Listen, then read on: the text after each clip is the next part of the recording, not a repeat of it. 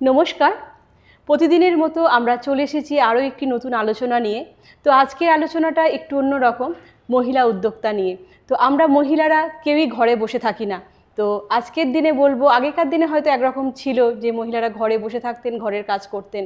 কিন্তু বর্তমান যুগে আমরা মহিলারা ঘরে বাইরে একসাথে কাজ করি এবং বলবো যে এরকমই একজন উদ্যোক্তা আমাদের মধ্যে এখন উপস্থিত রয়েছেন। উনি অনলাইন ব্যবসার মাধ্যমে কিভাবে এগিয়ে চলেছেন, ওনার গল্পটা আজকে শুনে নেব। নমস্কার ম্যাডাম। নমস্কার। তো আমাদের মধ্যে রয়েছেন শর্মিষ্ঠা দত্ত, উনি একজন মহিলা উদ্যোক্তা। তো ওনার কাছ থেকে জেনে নেব যে আমাদের পজিটিভ বার্তায় এসে আপনার কেমন লাগছে। খুব ভালো লাগছে আমার। পজিটিভ বার্তা কথাটাতে একটা পজিটিভিটি আছে। ভালো লাগছে, এখানের পরিবেশটাও বেশ ভালো লাগছে আমার কাছে। আর আমার মনে হয় এরকম সমাজের প্রত্যেকটা মেয়েকে যদি এরকম একটা প্ল্যাটফর্ম দেওয়া হয় তাহলে তারাও তাদের মনের কথা বা অনেক কিছুই শেয়ার করতে পারবে আর কি। একদম ঠিক তাই। তো এখন আমরা জেনে নেব ম্যামের কাছ থেকে ম্যামের পরিচয়টা একটু। আচ্ছা, আমার নাম শর্মিষ্ঠা দত্ত। তো অনেক ছোটোবেলায় আমার বাবা আমাদেরকে নিয়ে, আমাদের ফ্যামিলি নিয়ে এখানে চলে এসেছিলেন। তারপর আমি এখানে বলে ওই কাতলামারা যেখানে বলে সিমনা, ওই জায়গাটার নাম, ওখানে আমি ভর্তি হয়েছি ওখানে স্কুলে। তারপরে ওখান থেকে ক্লাস 6, 7, ক্লাস 7 অবধি, ক্লাস 8 অবধি পড়েছি। তারপরে ক্লাস 9-এ আমি এখানে বাণী বিদ্যাপীঠ উচ্চ বিদ্যালয়ে ভর্তি হয়েছি। ওখান থেকে আমি ক্লাস 12 পর্যন্ত পড়েছি। তারপরে আমি ডিস্টেন্সে করেছি। অ্যাকচুয়ালি আমার বিয়ে হয়েছে। তারপর আমি ফ্যামিলিগত কারণে আমি আর পড়াশোনাটা রেগুলার করতে পারিনি, কন্টিনিউ করতে পারিনি। তারপরে আমি ডিস্টেন্সে আমি গ্র্যাজুয়েশন করলাম। গ্র্যাজুয়েশন করে তারপরে আমি ত্রিপুরা ইউনিভার্সিটি থেকে আমি বাংলাতে মাস্টার্স করেছি। পাশাপাশি আমি পড়াশোনার পাশাপাশি আমি ফ্যামিলিও করে গিয়েছি, সংসারও করে গিয়েছি, আবার কি বলে প্রাইভেট জবটাও করে গিয়েছি। ওটা একসঙ্গেই আমি করেছি।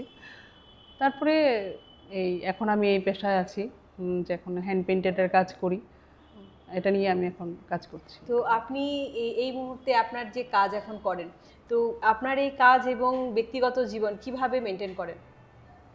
আমি দেখুন, সবারই তো কিছু বাধা নিষেধ আছে, কাজ করতে অনেক বাধার সম্মুখীন হতে হয়, বা নানাজনে নানা রকম কথাবার্তা বলে। তো ওগুলি আমি কান দিই না।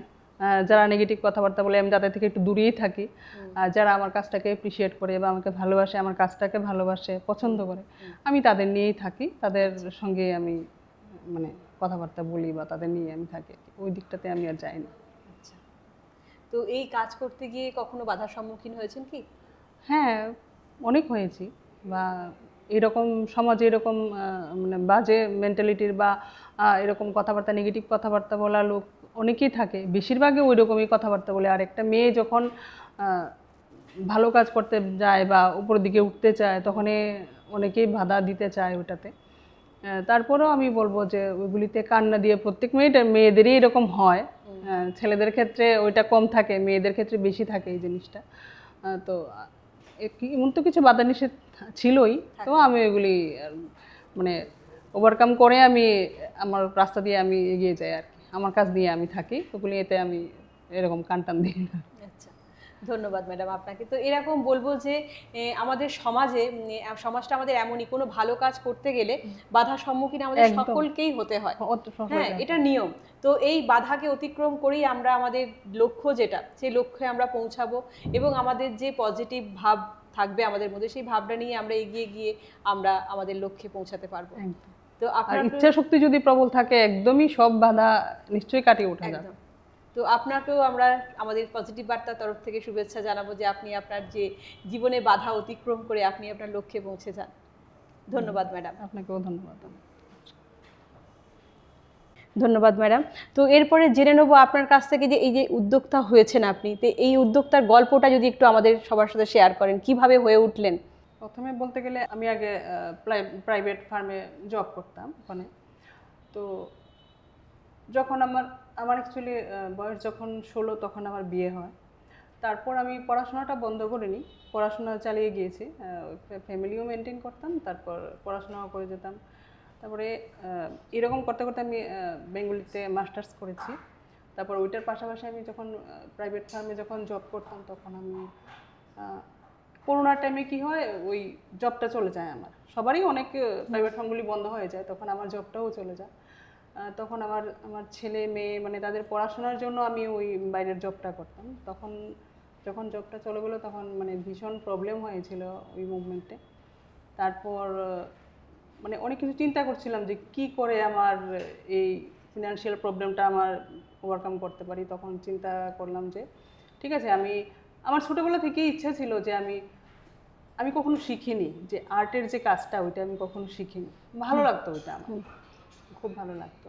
আমার ছোটো মামা আছে এখনো, ছোটো মামা এই ছোটো ছোটো আর্টের কাজ টাজ করতো, ওইটা থেকে আমার বেশ ভালো লাগতো। তো ওখান থেকে আমার ইচ্ছা হলো যে আমি একটু আঁকি, শিখিনি কখনো। তারপরে ভাবলাম যে এটা দিয়ে আমি দেখি একটু ট্রাই করে আমি কিছু করতে পারি কিনা। তখন করোনার পিরিয়ডে তখন আমি কি করলাম যে মাস্ক, তখন তো মানুষের মাস্কটা ভীষণ দরকারি একটা জিনিস ছিল। তো আমি কি করলাম যে মাস্কটা দিয়ে আমি ট্রাই করলাম, ওইটার মধ্যে আমি হ্যান্ড পেইন্ট করা শুরু করলাম। ছোট ছোট ডিজাইন দিয়ে আমি মাস্কটাতে ট্রাই করেছি। তখন দেখলাম যে অনলাইনে যখন ছবিগুলি দিলাম সোশ্যাল মিডিয়াতে, তখন দেখলাম সবাই বেশ পছন্দ করছে। তারপর এবং আমার ভালো তখন রেসপন্স পেয়েছি আমি সোশ্যাল মিডিয়াতে দিয়ে, সবাই মোটামুটি ভালো রেসপন্স দিয়েছে এবং সবাই নিয়েছে আমার থেকে, প্রচুর আমি সেল করেছি এইভাবে। ওইটা দিয়ে আমি স্টার্ট করলাম যে না আমি তো কিছু করতে পারি তাহলে ওই আর্টটা দিয়ে। তখন ওখান থেকে স্টার্ট করে তারপর আমি এখন মোটামুটি ভালো একটা জায়গাতে এসেছি। এখান থেকে আমি ব্যাগের উপরে বা পাঞ্জাবি, শাড়ি, ওড়না সব কিছুর উপরে আমি এখন ওই কাজটাই করি এবং এটা দিয়ে আমার একটা ভালো পরিচয় এখন মোটামুটি আমার হয়েছে। আমি এটাকে আরও এগিয়ে নিয়ে যেতে চাই সামনের দিকে। বাহ, তো এই ব্যবসাটা আপনি কিভাবে করেন, মানে অনলাইন অফলাইন কিভাবে করেন? হ্যাঁ, অনলাইন অফলাইন করি। আমার ফেসবুকে পেজ আছে, হোয়াটসঅ্যাপে গ্রুপ আছে, আমি ওখানে পোস্ট করি। বা আমি বেশিরভাগ কাস্টমাইজ ডিজাইনই করি, যে যেরকম ডিজাইনই আমাকে দেখ না সব ডিজাইনই আমি করে দিই। তারপর ওইখানে আমি আপডেট দিই, প্রত্যেক দিনের আপডেট। যেরকম আর্টের কাজ ছাড়াও আমার কাছে যেরকম আছে কি বলে আজরাকের কিছু ডিজাইন, আচ্ছা, কিছু এটা ফ্রক টক এরকম বা শাড়ি যাই আছে মোটামুটি, এখন তো সবাই মহিলারা এরকম কিছু করে একটা এরকম আছে আর কি। তো আমি গ্রুপে ওইরকম প্রত্যেক আপডেট দিই, ফেসবুকে দিই, হোয়াটসঅ্যাপে দিই, মোটামুটি আমার হয়ে যায়। আর প্লাস আমার কিছুদিন পর পর আমাদের এক্সিবিশন হয়। এখন তো আগরতলাতে অনেক এক্সিবিশনই হয় মোটামুটি, অনলাইন হয়, অফলাইন হয়। অফলাইনও ভালোই হয়, আগে তো একটা দুটো হতো, এখন আগরতলাতে প্রায় 1-2 মাস পর পরে অনেক মেলাই হয়। তো ওখানে আমার এক্সিবিশন হয়, মেলা থাকে, স্টল থাকে। প্লাস আমরা যখন গিয়েছিলাম কিছুদিন আগে, যখন মহাকুম্ভ হয়েছিল, ওখান থেকে আমাদের ত্রিপুরা থেকে আমার স্টল ছিল ওইখানে। এখানে যে সংস্কৃতি হাট যেটা আছে নন্দননগরে, এখন সবাই বোধহয় জানে না বা বেশ এটার ব্যাপারে অনেকেই জানা হয়ে গেছে যে সংস্কৃতি হাট একটা হয় নন্দননগরে। ওইখানে আমার স্টল থাকে প্রত্যেক রবিবারে। আর মোটামুটি ওখানেও সবাই আমাকে চিনে বা আগামীতেও আরও চিনবে আমার কালেকশন নিয়ে। আর এই তো মহাকুম্ভে আমাদের স্টল ছিল, ওখানে গিয়ে যখন দেখলাম মানুষ আমাদেরকে ভালো অ্যাপ্রিসিয়েট করেছে, বা ত্রিপুরা স্টল হিসেবে মানুষ অনেক আমাদেরকে পছন্দ করেছে বা আমাদের জিনিস অনেক পছন্দ করেছে। আমরা বাঁশবেতের কিছু জিনিসও নিয়ে গিয়েছিলাম ওইখানে, ত্রিপুরা যেহেতু বাঁশবেতের জিনিস ফেমাস, নিয়ে গিয়েছিলাম। প্লাস আমার হ্যান্ড পেইন্টেড কিছু জিনিস নিয়েছিলাম, ভালো রেসপন্স পেয়েছে। বাহ, খুব সুন্দর। তো আমাদের এই অনুষ্ঠান আপনাদের কেমন লাগছে অবশ্যই চোখ রাখবেন আমাদের পজিটিভ বার্তার ফেসবুক লাইভ এবং ত্রিপুরা নলেজ সিটির পেজে ও আমাদের ইউটিউব চ্যানেলে। তো ম্যাডামকে ধন্যবাদ জানাবো। তো এরপরে আবারও জেনে নেব ম্যামের কাছ থেকে যে এই উদ্যোক্তা যে হলেন, শুরুটা কিভাবে হলো একটু জেনে নেব। ওইটাই আমার বললাম যে করোনার পিরিয়ডে যখন আমার প্রাইভেট জবটা যখন চলে গিয়েছিল, তখন আমি ওই হ্যান্ড পেইন্টেড মাস্ক দিয়ে আমি তখন স্টার্ট করেছিলাম। তারপরে এটা দিয়ে আমি না, এই যে সুপ্ত বাসনা যে করবেন, এটা মানে কি ছোট থেকেই ছিল না? হ্যাঁ, ছোট থেকে বলতে মানে এটা দিয়ে যে ইনকাম করব বা আমার একটা পরিচয় হবে, ওইটা আমি কখনো ভাবিনি। আমি এই কাজটা আমার খুব ভালো লাগতো, এটা আমার একটা কি বলে, এটা শখের কাজ বলতে পারেন, যে এটা আমার একটা শখের কাজ। কিন্তু এটা দিয়ে যে এরকম পরিচয় হবে এটা আমি ভাবিনি। তো এখন খুব ভালো লাগে যে নিজের একটা পরিচয় হয়েছে সমাজে, এটা খুব ভালো লাগে এখন। এটাই আর কি। ঠিক আমাদের সব মেয়েদেরই ইচ্ছা হয় যে নিজে কিছু একটা করব, একদমই তাই। তো ছোট থেকে কারো স্বপ্ন থাকে, কারো বড় হয়ে মনে হয় যে না আমি এটা করব, আমার এটা শখ বা আমি এটা পারি, যেহেতু আমি এটা নিয়ে এগিয়ে চলি। হ্যাঁ ঠিক, একদমই তাই। এটা কি প্রত্যেক মেয়ে আসলে কি ভগবান মানে সবাইকেই একটা না একটা গুণ দিয়ে পাঠিয়েছেন পৃথিবীতে, ঠিক আছে? কারোকে মানে খালি পাঠাননি।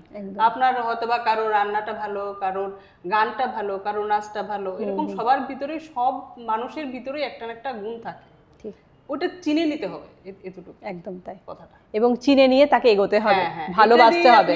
এটা দিয়ে আপনি নিজের একটা পরিচয় করতে পারবেন। ভালোবেসে যখন এই কাজটা করবেন তখন এটা অবশ্যই ভালো, একদম ওটা নিয়ে তো আপনি এগোতে পারবেন তখন। ঠিক।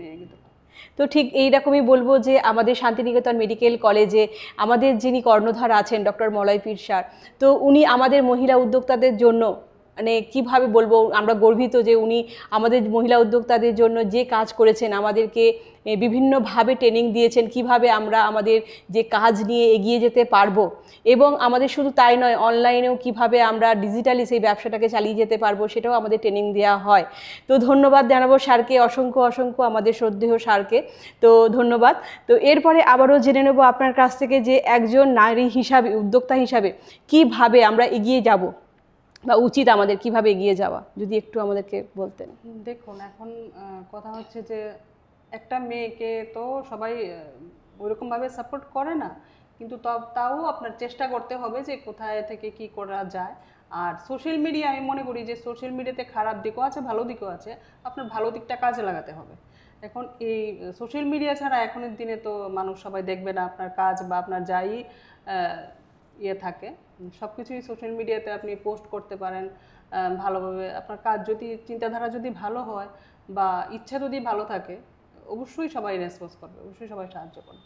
তো আপনি কি মনে করেন আমাদের মহিলাদের কি মানে নিজে উঠে দাঁড়ানো বা নিজে কিছু করা, এটা কি খুবই জরুরি? আপনি কি মনে করেন? একদম জরুরি। প্রত্যেক মেয়েরই দরকার যে নিজের একটা পরিচয় করা সমাজের মধ্যে, কারণ মেয়েদের জীবনে কোন সময় কি হয় কেউ বলতে পারে না।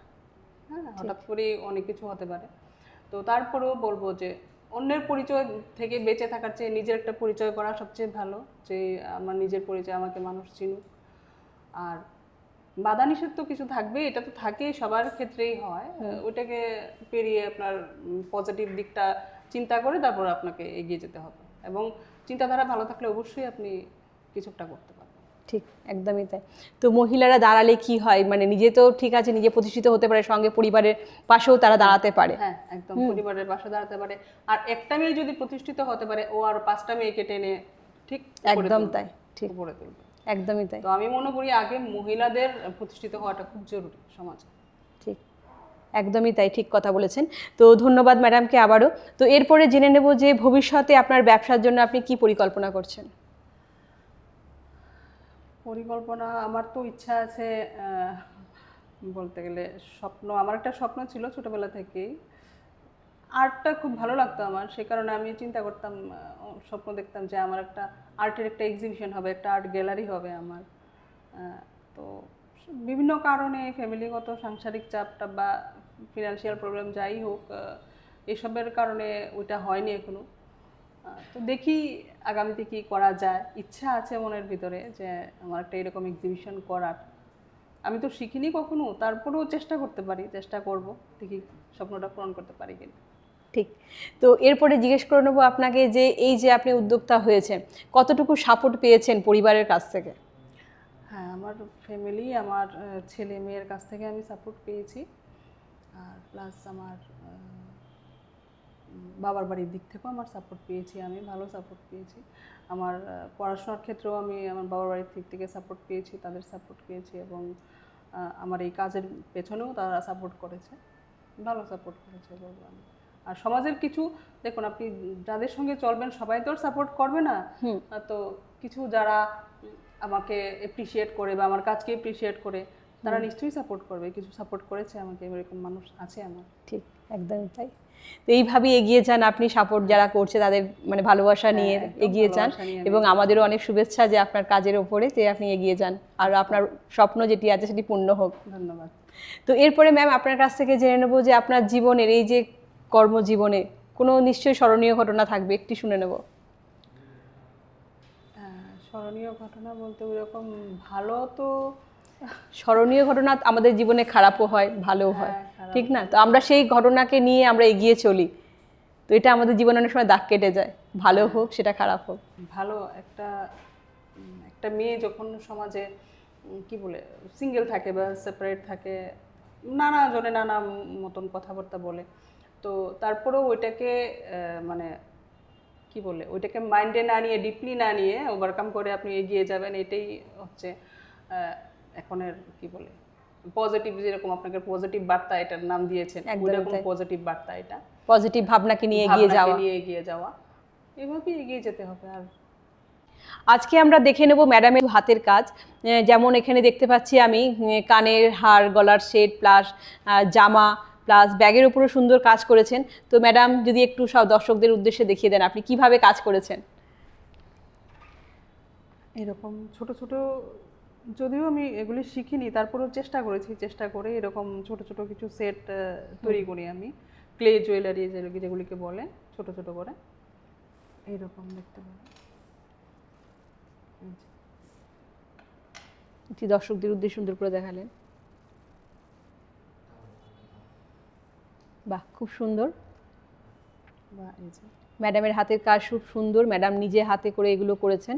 তো এরকম বলবো মহিলারা যারা পারেন এরকম কিছু কাজ করতে, তারা অবশ্যই নিজেরা করুন এবং নিজেদের কিভাবে কাজগুলোকে প্রদর্শন করবেন আমাদের প্ল্যাটফর্মে আসবেন এবং এসে প্রদর্শন করতে পারেন এগুলো। তো সত্যি ম্যাডামের হাতের কাজ খুবই সুন্দর আমি দেখতে পাচ্ছি, এবং ম্যাডামের দেখে নেবো এরপরে ব্যাগগুলি দেখে নেবো, কত সুন্দর হাতের কাজ করেছে ম্যাডাম।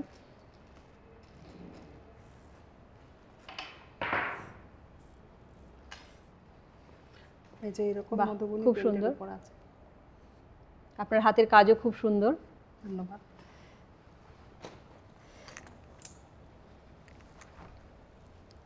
এরকম টোট ব্যাগের উপরে এরকম কাজ হয়।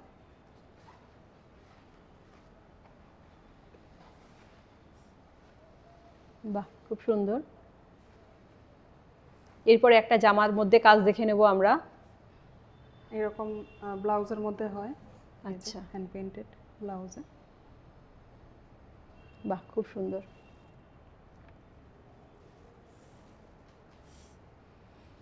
এটা যদিও দুর্গাপূজার থিমে করা।